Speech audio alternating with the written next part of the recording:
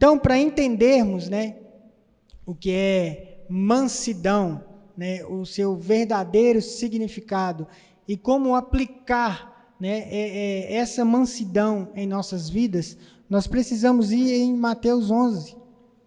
Está escrito assim, ó, a partir do 28.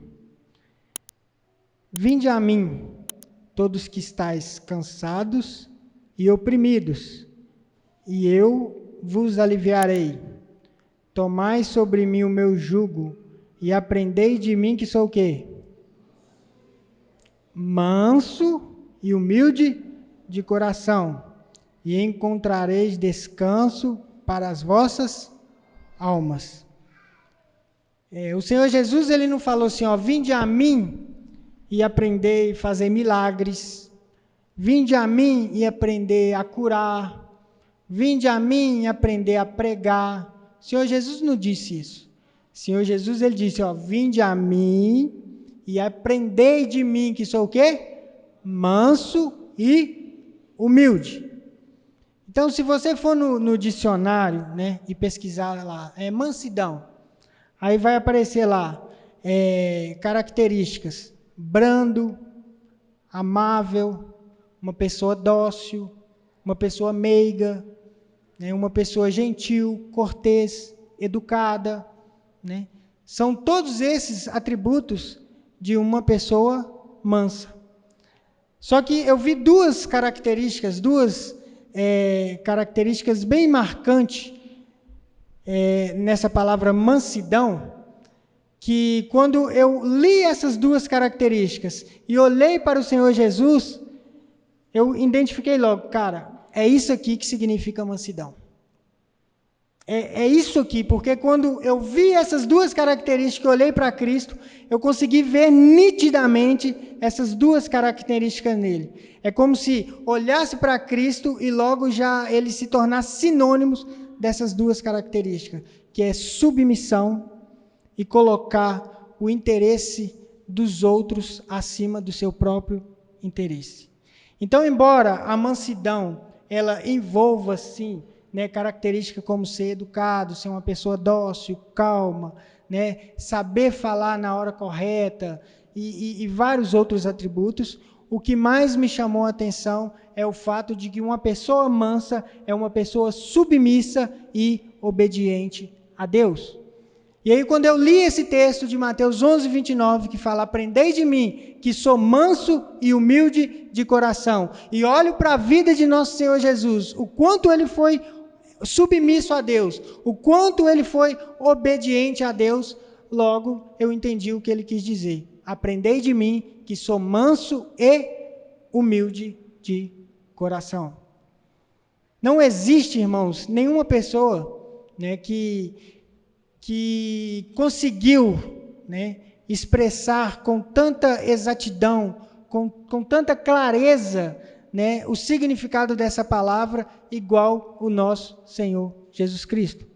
Nós vemos muitos homens na Bíblia, né, que foram pessoas mansas. Por exemplo, a Bíblia fala que Moisés foi o homem mais manso da terra.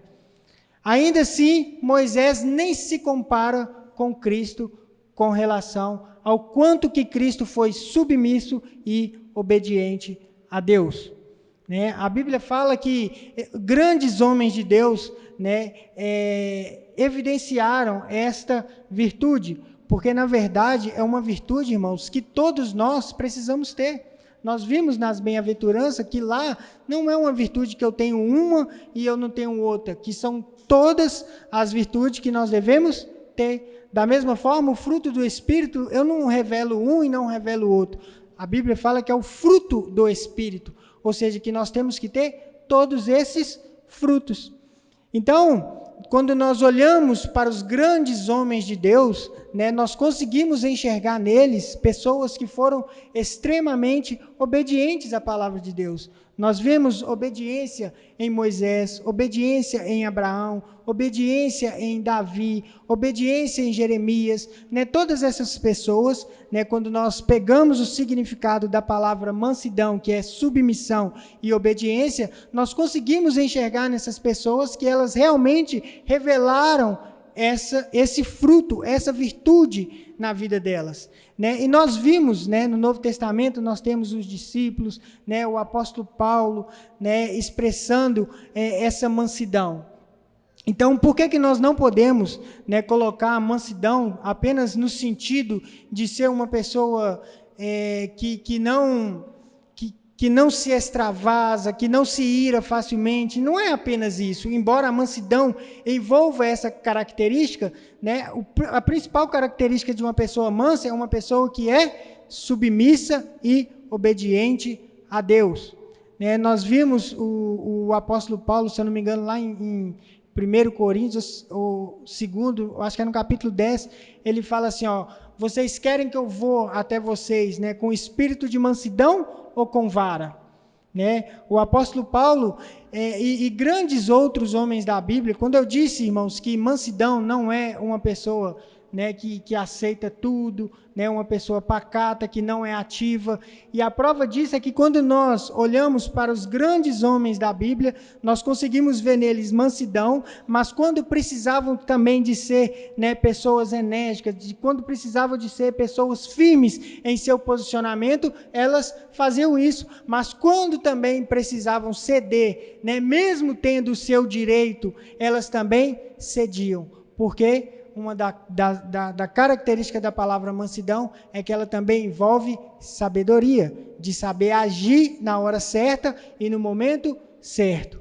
Então, quando olhamos a palavra mansidão e pegamos o seu significado, né, que é ser submisso e obediente a Deus, e eu pego esses dois significados e olho para o nosso Senhor Jesus Cristo, fica muito claro, né?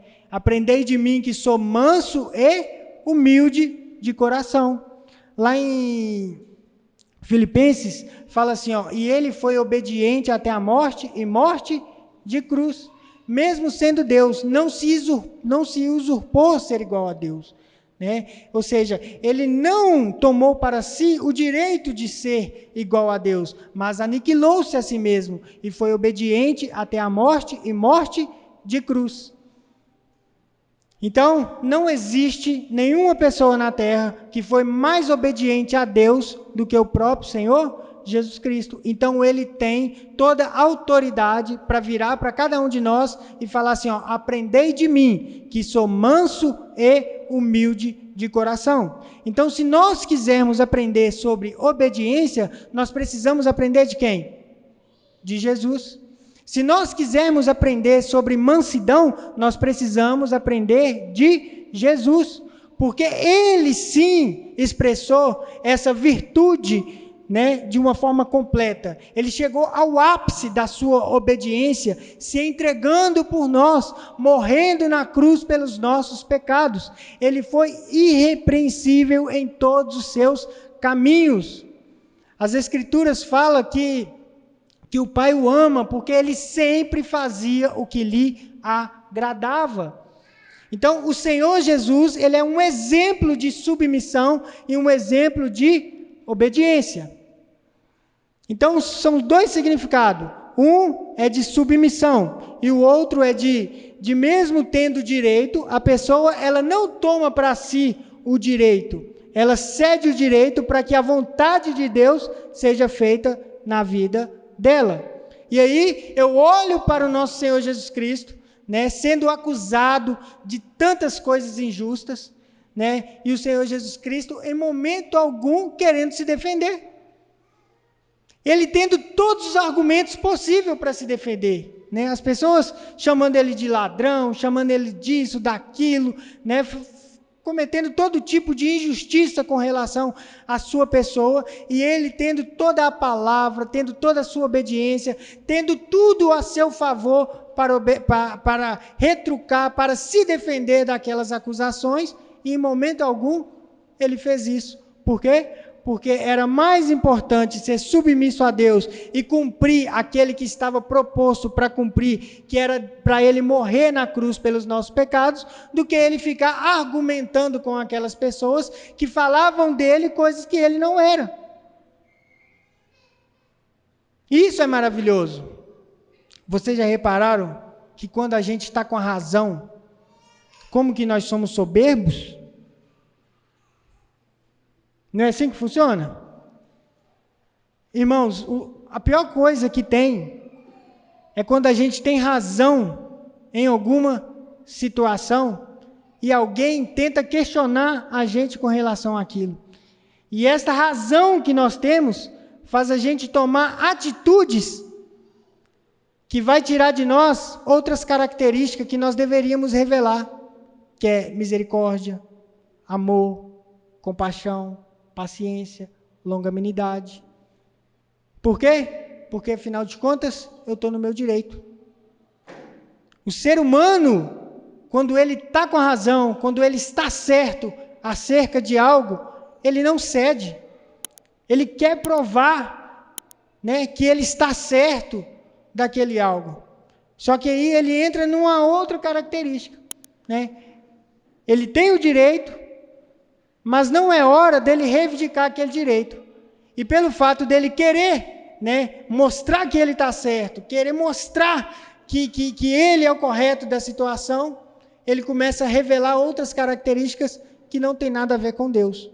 Começa a ser uma pessoa soberba, uma pessoa sem paciência, uma pessoa intolerante, e aí ele perde totalmente o direito. Só que aí